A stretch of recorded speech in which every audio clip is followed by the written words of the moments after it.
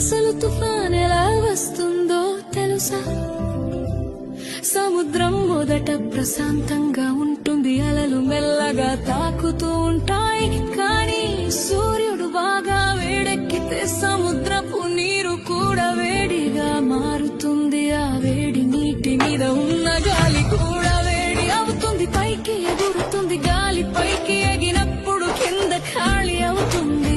అప్పుడు చుట్టుపక్కల చల్లని గాలి ఖాళీ నింపడానికి వస్తుంది. ఇలా గాలి ఎగరడం దిగడం మొదలవుతుంది. అలా తిరుగుతూ తిరుగుతూ ఒక పెద్ద చక్రంలా మారుతుంది.